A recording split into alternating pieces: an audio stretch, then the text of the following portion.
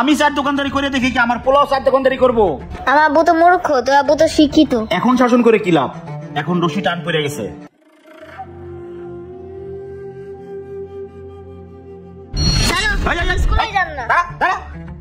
তুমি আমার মোবাইল কিনে দাও না, আমি গেমস খেলতে পারি না। মোবাইল না দিলে আমি স্কুলেই যাব না। মোবাইল কিনে দাও, গেমস খেলবো। 200 টাকা চাইলে টাকা দাও না। ঠিক মতো পড়ালেখা করো, সময় হোক সব কিনে দেবো বাবা। বাবা আমাকে 50 টাকা দিবে, চকলেট খাবো। 50 টাকা? আমি তোমাকে 100 টাকা দিচ্ছি, তুমি চকলেট কিনে খাও। দাও। আব্বু তুমি তো বলেছিলে আজকে আমাকে একটা আইফোন কিনে দিবে। তুমি আমার একটা মাত্র ছেলে, তোমাকে দিব না কাকে দিব? আজকে ছুটির পরে তোমাকে একটা আইফোন 14 প্রো ম্যাক্স কিনে দেব। চলো স্কুলে চলো। যাও বাবা স্কুলে যাও, বাসায় এসে ভাত খাইও। যাও যাও বাবা স্কুলে যাও। রহিম এদিকে আসো। জি ভাই। তুমি চায়ের দোকানদারি করো, দেখলাম তোমার পোলা স্কুলে যেতে চায় না, তারপর তুমি জোর করে স্কুলে পাঠাইতেছো। যে যাইতে চায় না তার জোর করে পাঠানোর দরকারটা কি? ওরে নিয়ে চায়ের দোকানে কাজে লাগাই দাও, তাও তো একটু উপকার হয়। ভাই এটা কোনো কথা কইলেন? আমি চার দোকানদারি করে দেই কি আমার পোলাও চার দোকানদার হইব? গরিবের পোলাপান কি পড়ালেখা করবো না? শোনেন ভাই, সব পোলাপান এক না। ছোটবেলা পোলাপান একটু পড়ালেখা লাগে মোড়ামুড়ি করেই, তাই বলে কি হাল ছেড়ে দিমু? ভাই আমি আমার পোলারে উচ্চ শিক্ষিত বানাবো। মিয়া ছিড়া খাতায় শুয়ে লাখ টাকা স্বপ্ন দেখো। কি জামানা আইলো, গরিব আর বড় লোকের মধ্যে আর কোনো ব্যবধান রইলো না। শোনো, পোলাপান মারলে শাসন করলেই পোলাপান মানুষ হয় না। যখন যা চায় তখন তা দিতে হয়, তোমার তো আবার দেওয়ার সামর্থ্য নাই। ভাই আমি একটা কথা কই, পোলাপান চাইলে দিতে হবো ঠিক আছে, কিন্তু ভাই দেওয়ার বয়স আছে। আপনি 7 বছর বাচ্চা পোলাপানের রাতে আইফোন কিনা দিচ্ছেন, কতটুকু বাচ্চা সে 50 টাকা চাইলে আপনি তার 100 টাকা দিয়ে দেন। আপনার টাকা আছে দেন ভাই, টাকায় পোলাপান নষ্ট হয়। এই ছোট লোকগুলো একটাই সমস্যা, এগুলোকে তর্কে পারা যায় না। একই এলাকায় থাকি তো, দেই পোলাপানটা কেমন মানুষ বানাও। হ্যাঁ ভাই দেখেন যাই। আসসালামু আলাইকুম। ওয়ালাইকুম আসসালাম। যাও।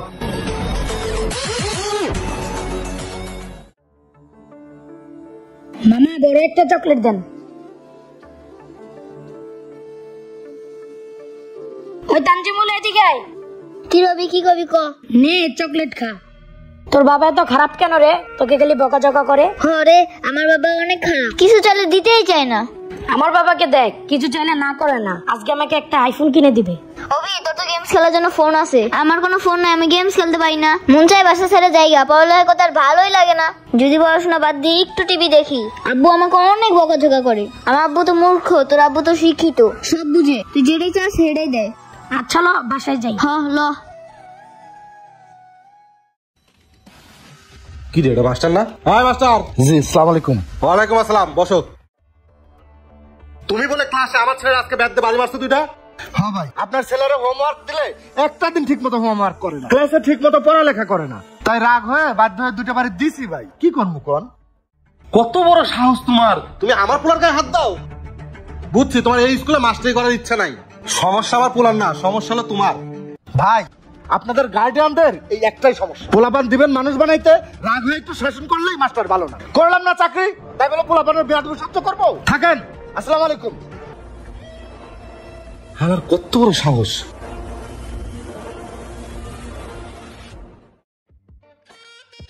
মামা আজকে পিরিকটা একটু বেশি হয়ে গেছে। ওই বেটা মানুষ খায় এত খায়। দূরে বেটা কি করছ, আমার বাবার কি কম আছে? এমন গেলে আমি চিন্তা করি যে আমার বাবা কবে মরবো আর আমি সব সম্পত্তি ভোগ করুম, বুঝছস নাই? মামা আমার বাপটা যেন তাড়াতাড়ি মরে, দোয়া করিস তুই। হ্যাঁ মামা দোয়া করি তোর বাবা যাতে তাড়াতাড়ি মারা যায়। যাক চাকরিটা হয়ে গেছে আলহামদুলিল্লাহ। কি রে ওটা অপূর্ব না? ওই আরে দাঁড়া করা। এই অপূর্ব এই দাঁড়া এদিকে কি কবি ক?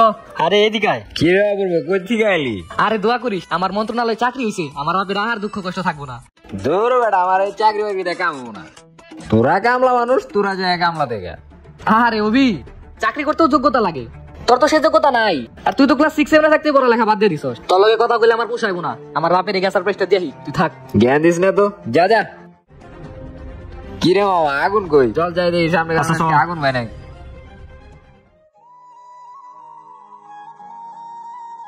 আব্বা একটা খুশির খবর আছে। ওঠো বাবা, কি খুশির খবর? আমার তো মন্ত্রণালয়ে চাকরি হয়ে গেছে গা, তুমি একটু দয়া করো আব্বা। কি শুনালে বাবা? বুকি আসো। আমি এমন এই পুরা পাড়া মিষ্টি খাওয়ামো।